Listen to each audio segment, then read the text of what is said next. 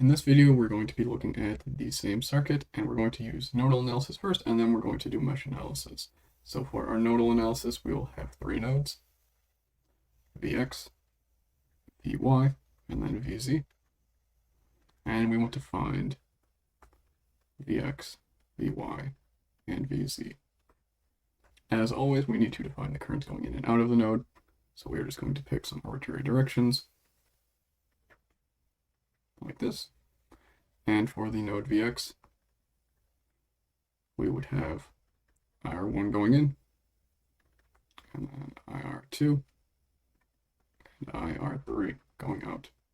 Now for Vy, we would have IR3 plus IX going in, and then IR4 plus IR5 going out. And for Vz, we would have IR5 going in, and simply IX and IR6 going out. And then what we can do is simplify these currents a little bit. We would see that IR1 is equal to V1 minus Vx over R1. IR2 is equal to Vx over R2.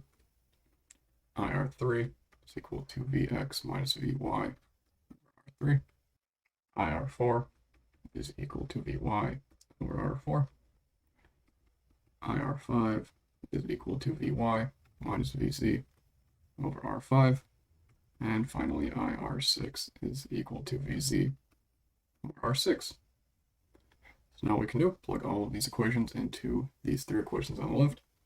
And for Vx, we would have V1 minus Vx over R1 is equal to Vx over R2 plus Vx minus Vy over R3. That's our first equation. Equation 2 for Vy would just be Vx minus Vy over R3 plus Ix is equal to Vy over R4 plus Vy minus Vz over R5. And our third equation simply becomes Vy minus Vz over R5. That's going to be equal to Ix plus Vz over R6. So from these three equations, we do not know Vx, Vy, Vz. That is it. Everything else is given. So we have three equations, three unknowns, a simple procedure to solve for Vx, Vy, and Vz. And that is the nodal analysis approach. Now we can look at the mesh analysis approach. Now simply by convention, we will have all of our currents going clockwise. Call this one I1, this one I2, this one I3. And if we write a mesh analysis for the left loop, we would have V1 minus I1 times R1 minus I1 minus I2 times R2. If we assume we have a polarity of this, and that's going to be equal to 0. Now for the second equation, we would have I1 minus I2 times R2 minus I2 times R3. And if we again assume a polarity of this, we would have minus I2 minus I3 times R4 equal to 0. And to evaluate the last loop, we're actually going to draw a fourth mesh. Again, going clockwise, as odd as it might seem, since our current direction is this way, we're just going to keep the convention. We're going to call that I4. So now, if we have a loop around this, we're going to assume that we have a polarity drop of this over R5. So that third mesh would be I2 minus I3 times R4 minus I3 minus I4 times R5 minus I3 times R6. That's going to be equal to 0.